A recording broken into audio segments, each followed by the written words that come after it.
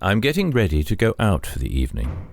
My lodgings are in the small North Romanian city of Baia Mare, close to the borders with Hungary and Ukraine. There was an unpleasant incident this morning at the station. I was rescued by a stranger who intervened. He then insisted on taking me out tonight to his village. "We shall see the circus," he said, "and you will forget what happened.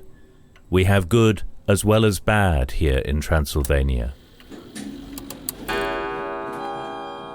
Ah, Transylvania. The name chills the soul, but this evening I hope should be warm and interesting.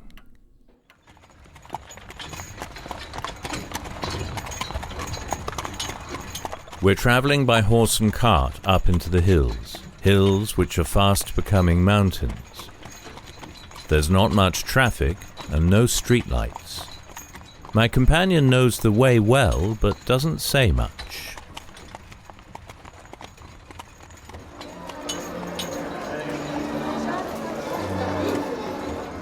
We've reached the village. It's poor, dirty, and starting to fill with crowds. People are gathering here from across the mountains, mostly families, but there are quite a lot of young men, some in uniform. There are lots of guns about.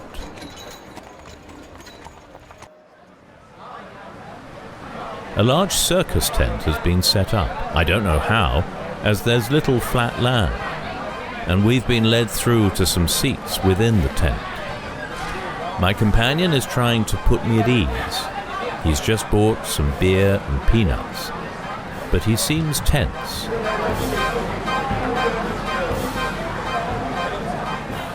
I can hear both Hungarian and Romanian being spoken, while the circus folk seem to be Roma. Maybe there's always tension at these gatherings. Well, it's my first evening of Transylvanian hospitality. Let's see what this brings.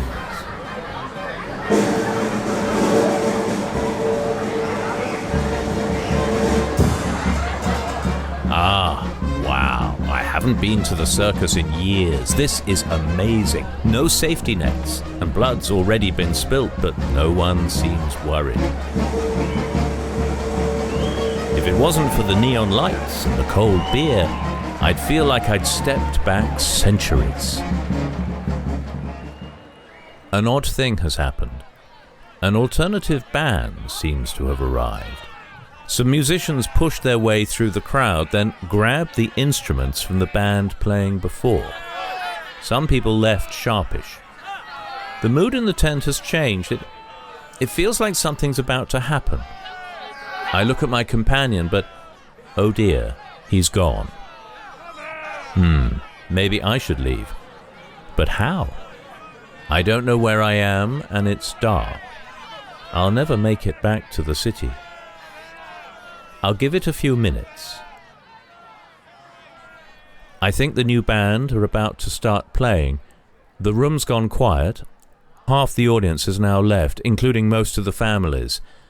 Those remaining look, well, expectant.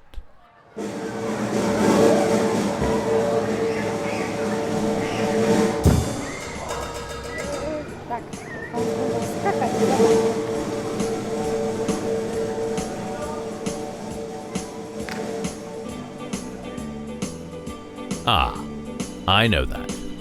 Oh dear, not here as well.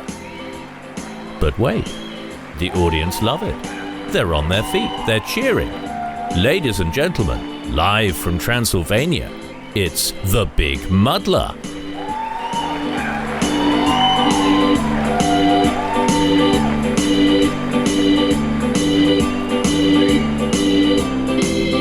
Lashings of lackluster lunacy.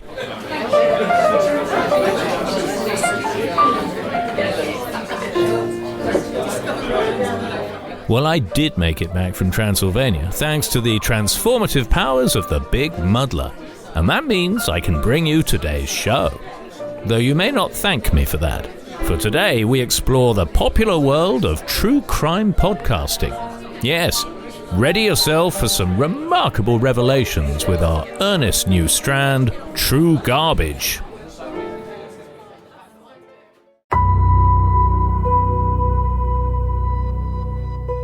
Hi there, Garbage Ears. I'm Jeff Flatley from True Garbage, and we're back with another shocking story. This week, we've unearthed something scary that's been hiding in plain sight. Yes, a form of mind control lurking in a popular culture loved by many. You've probably been exposed to this menace yourself. Most people have.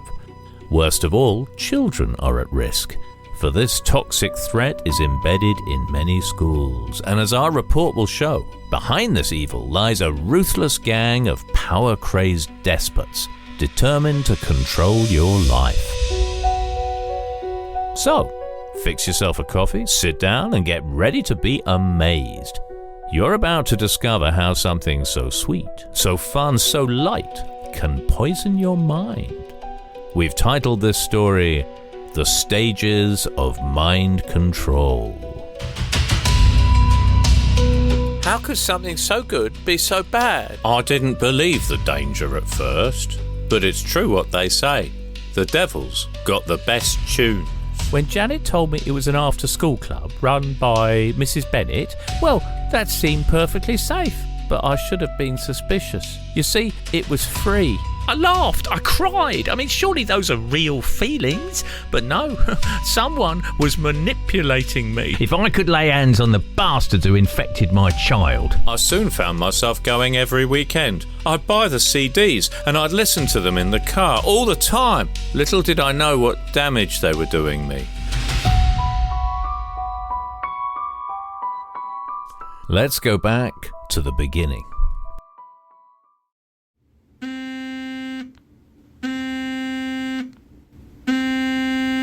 One day last year, our producer Alice missed a call.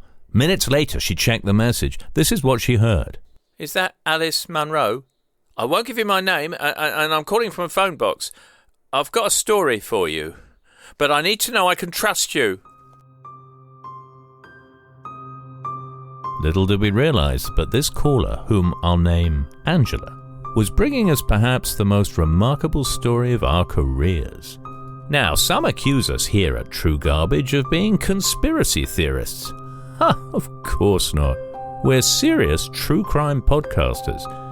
But you must admit, there seem to be more conspiracy theories today than ever before.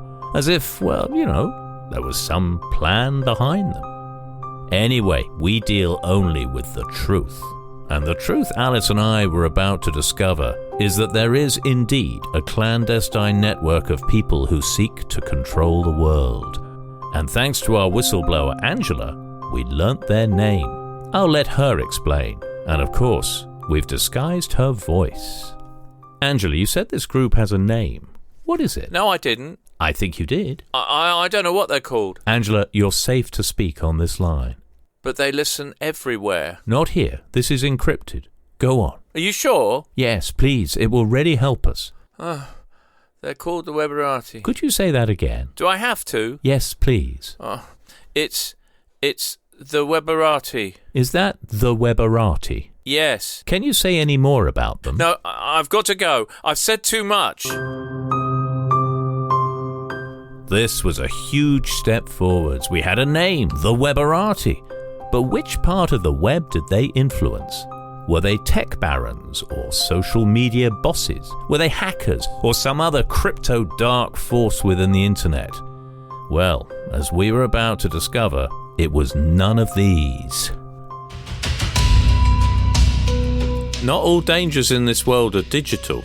This lot are about as analog as you can get. I mean, it's old school thought control. If you knew what they were staging, you'd never leave the house. Oh, don't make a song and dance about it, someone said, but that's exactly what these people do. Next time on True Garbage, find out the real identity of the Weberati.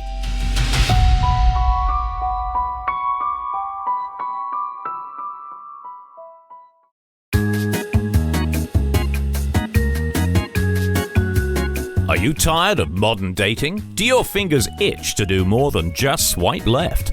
Or do you feel that technology is beneath you? Well, come on down to Ricelip Robots and say hello to one of our forever friends. Each forever friend is your perfect date, calibrated to all your needs. Yes, this is technology you can embrace, that you'll love beneath you. Or maybe this is progress you'd like to get on top of you. Either way, there's a fun, fulfilling future waiting for you with a forever friend from Ricelip Robots. And don't forget our special offer on exploratory weekends. Why not pick up your forever friend this Friday? They're not due back till Monday, giving you 3 nights for adventure.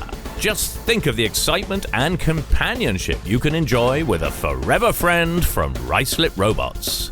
All exploratory models must be returned pristine or a supplementary cleaning charge will be incurred. Ricelip Robots bears no responsibility for errant behavior or malign attachment.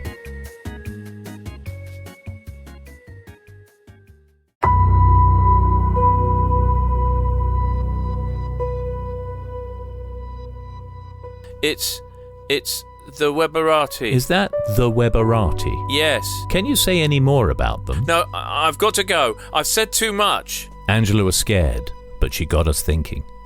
She was a whistleblower who told us of a secret group of mind controllers called the Weberati. This name suggests they are tech barons or some other web criminal, but no, that's wrong. Very wrong.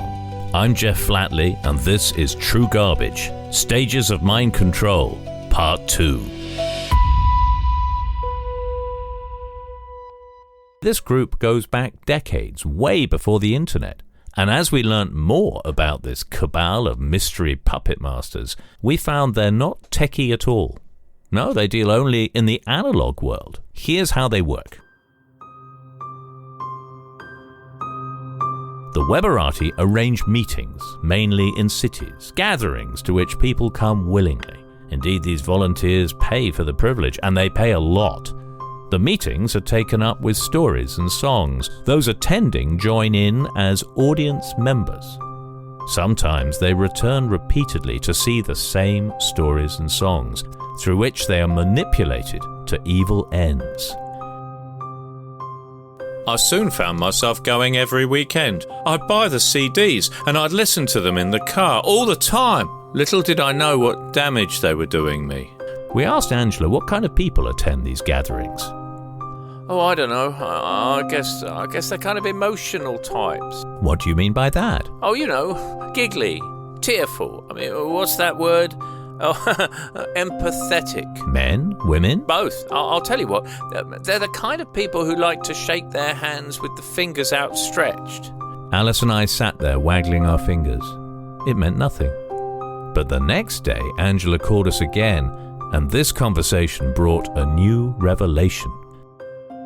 You say they're called the Weberati? Yeah, well, that's half their name. Half their name? Then what's their full name? Are you sure this is safe? Don't worry, the line is clean. What's their full name? Are you recording this? No, of course not. What's their full name? It's the Lloyd Weberati. Did you say the Lloyd Weberati? Yes, but you've got to stop asking questions. And please, be careful.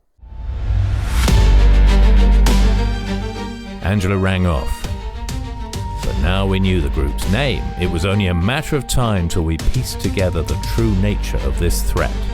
For as we were about to find out, this evil force bent on tying humanity to the yoke of its cruel fantasy is nothing other than... Yes, the clandestine cabal secretly steering the thoughts of millions of innocent citizens is... Prepare to be surprised and shocked. It is musical theatre. Yeah, you heard that right. Musical theatre. Song and dance, jazz hands, that's what Angela meant by wiggling fingers. Wow, we were blown away by this discovery. But hold on a moment, we thought. This is crazy. Musical theatre is, well, as art forms go, it's pretty sweet, unthreatening stuff. Yet, as we looked more deeply, it made sense. The leader of this group is the man known to many as Mr. Turbotface, Andrew Lloyd Webber himself.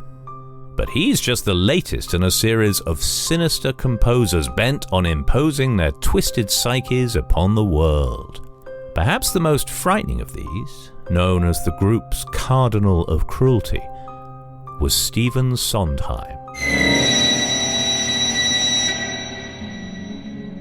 Yeah, the man from Sweeney Todd and West Side Story. But once we looked, the proof was obvious.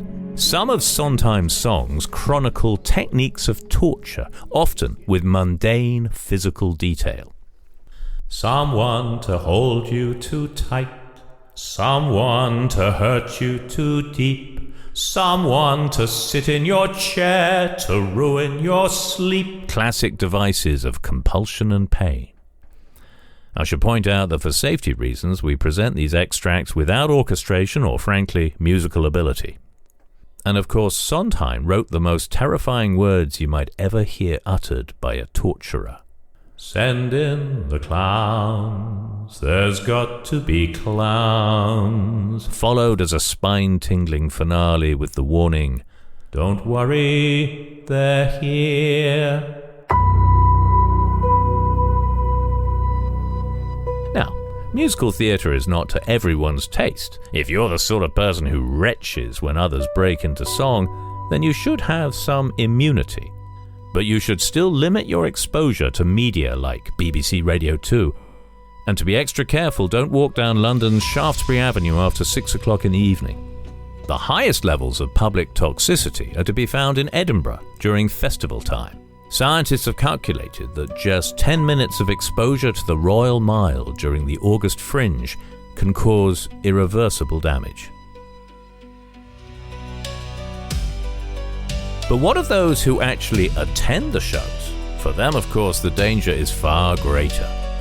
In our next episode, we examine that threat, and we uncover the powerful director who solely targeted children. I'm disgusted they allowed those stage schools to exist. I mean, kids as young as 6 or 7.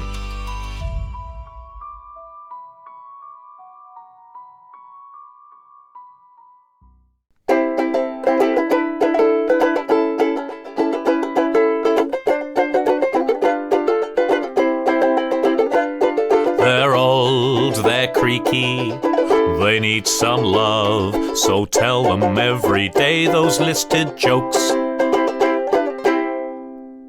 In today's listed jokes, we pay tribute to Chick Murray, one of Scotland's finest comedians. Here's some of his work. The police stopped me when I was out in my car. They told me it was a spot check. I admitted to 2 pimples and a boil. You know, it's a small world, but I wouldn't want to have to paint it. I knocked, and the woman opened the door in her nightdress. I thought to myself, that's a strange place to have a door. I saw this fella and I gave him a wave. Actually, it was more of a half wave, because I only half knew him. The chap started talking to me about this and that, about which I know very little. You know, if something's neither here nor there, then where the hell is it? I met this cowboy with a brown paper hat, paper waistcoat, and paper trousers. He was wanted for rustling. I drew a gun. He drew a gun. I drew another gun. Soon we were surrounded by lovely drawings of guns. I was in London the other day, and this man came up and asked me if I knew the Battersea Dogs Home. I said I didn't know it had been away. What use is happiness? It can't buy you money. You know, I had a tragic childhood. My parents never understood me. They were Japanese. We had stained glass windows in our house. It's those damn pigeons. I'll leave you with some advice. Don't bother with stamp collecting. Philately will get you nowhere. They're old, they're creaky, they need some love, so tell them every day those listed jokes.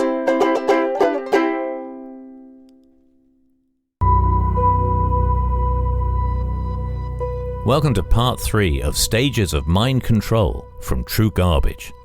I'm Jeff Flatley. If you knew what they were staging, you'd never leave the house. Like any sect, the Lloyd Webberati know just how to recruit followers. They use powerful enticements, like this chant from Les Mis. Will you join in our crusade? Who will be strong and stand with me?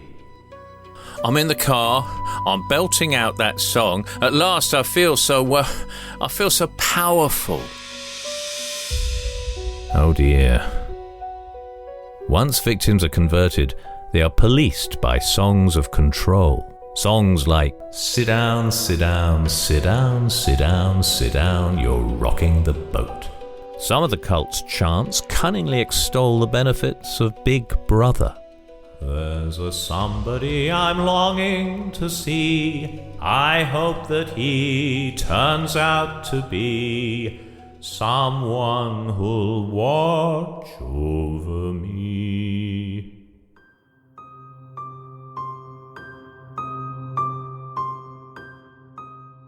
At first we couldn't take this revelation seriously. I mean, maybe you're laughing right now. But such mirth is merely the echo of innocence shattered. Who knew that alongside Stalin, Franco and Mao, we'd find names like Kander and Ebb and Rogers and Hammerstein? Let's return to the sect's current leader. Examine closely the lyrics of Lloyd Webber and you'll find coercive psychology as powerful as in the Scientology of L. Ron Hubbard. There's victimhood. Close every door to me. Hide all the world from me. There's moral relativism.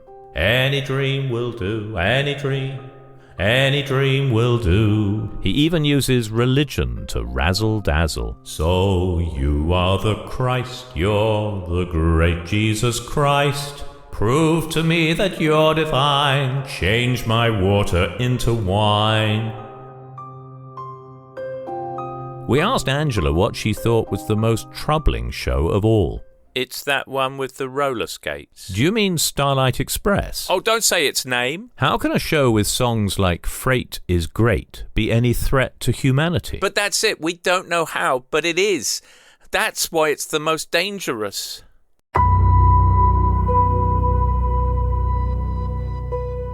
Angela's instinct is supported by scientists. They argue Starlight Express pioneered new techniques of quantum coercion. For example, when Rusty sings, Starlight Express, you must confess, are you real, yes or no? Starlight Express, answer me yes, I don't want you to go. I don't want you to go. There's a name for that. Stockholm Syndrome, falling in love with your captor. On the morning we discovered this, producer Alice and I looked at each other. Surely we felt, this is the lowest point, the depth of the depravity. But no, worse was yet to come.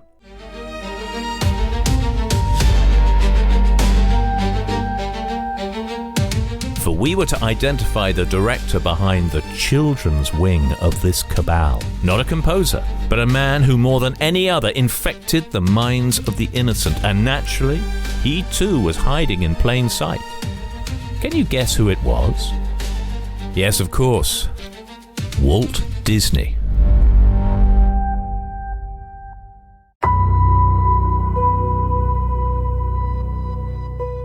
Subtle coercion is a powerful theme in Disney films. Just a spoonful of sugar helps the medicine go down. And once you look, there are many songs of threat. Feed the birds, tuppence a bag. Ooh.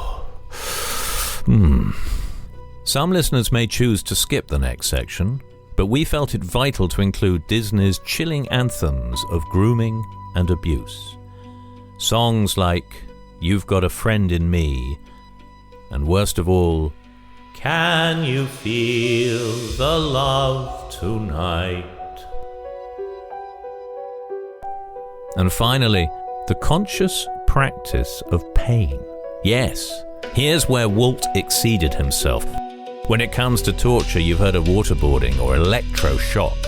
But can you imagine the full horror of bed knobs and broomsticks? This is where our story ends, but the cure is just beginning. How can you protect yourself against this menace? Well, I'd say just don't go to musicals. But you will. You can't help yourself. So let's just say you've been warned. So this is Jeff Flatley from True Garbage. So long, goodbye, auf Wiedersehen, good night. I hate to go and leave this pretty sight. Oh God, I'm doing it now. That's the song from The Sound of Music. Oh, jeez.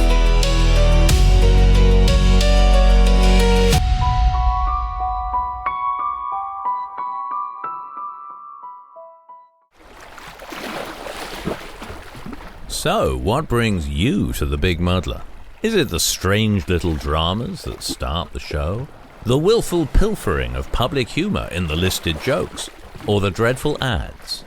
Are you eager to learn what those lovable shellfish rockers are up to? Or do you like bathing in vintage podcasts with Worthy and Mellors? Then, of course, there are those other things that keep popping up, like celebrity poetry phone-ins or today's True Garbage. Why not let us know what tickles your fancy? Our contact details are in the show notes, and we'd love to hear from you. Unless, of course, you're one of our legacy listeners who first signed up for the show's previous incarnation. Glide above the bath, what's new in shower curtain rings? And you still haven't bothered to unfollow. Please, no more of your tips about hard plastics and ideal ring dimensions. We do like variety, but not that much. So that's it for today. Once again, your custodian of the chortles was Matthew Crampton, and he, and we, and me will be back soon with the final episode of Series 3. Till then, keep muddling.